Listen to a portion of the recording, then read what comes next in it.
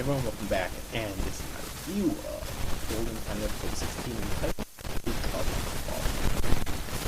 So yeah, like I did, this episode is back to dark music. Darkness is kind of food now, Coco's father is really cool. When he was first introduced into this episode, he slapped Coco and she started crying. I'm like, oh yeah, he's one of those fathers, isn't he? You probably know what father I'm talking about. He would be incredibly strict and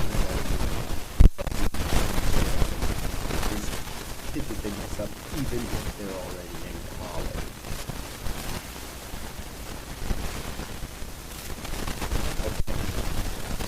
This thing starts acting kind of weird later on.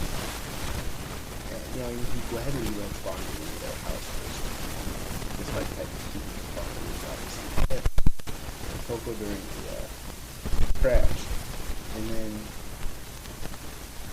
he starts acting really weird later. Because he saw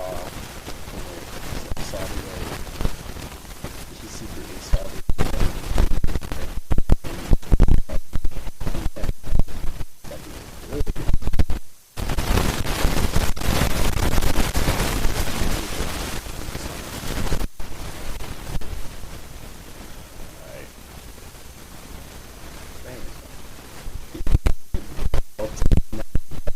bloody lip, a dent in the car's bumper, and a damaged guardrail that Kaga's family is financially responsible for. Pretty sure they're rich. I don't. Definitely not. The group is escorted back to the city by the police. Upon arrival, Coco gets slapped by the father, and the trip to Barcola is cancelled. Honoring Tsunami and Michigan meet up with all of them taking responsibility for the accident with Bonnery feeling the most at fault for not keeping Coco away.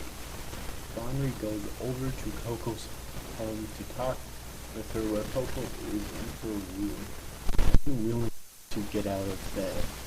The accident reminds Coco that she has been immature despite being an adult. Bonnery tells Coco that despite needing to grow,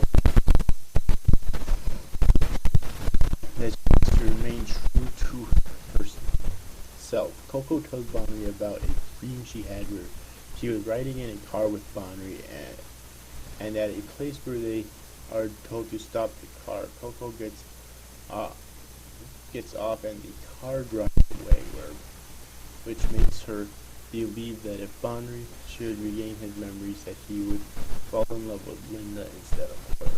Coco's father enters her room and orders Bonnery to cook up some ramen while Coco gets back into bed.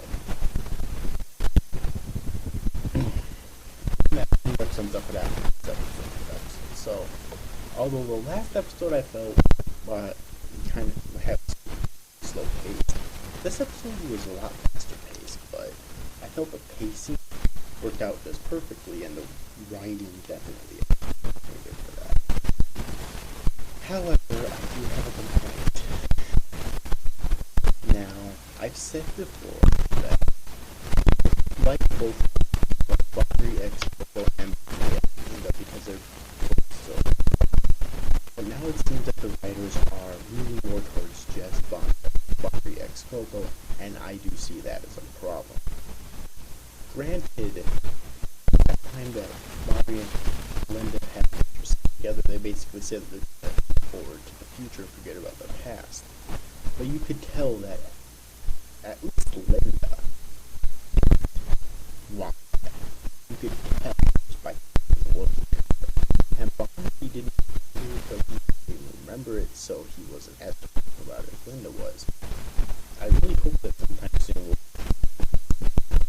enter his body. That way, it'll probably be a lot more intense with the drama and whatnot. Alright, because Bonnery remember everything, or he might be told. I think the drama works best in this series when with the actual love triangle, not the love line, as I like to describe it, where there's supposed to be a triangle.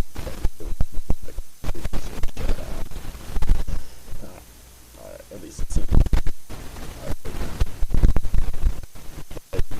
Since Bonner's ghost has entered his body permanently, yet I'm not going to. They just don't care about Linda anymore. I'm actually a chance to get back to her, basically.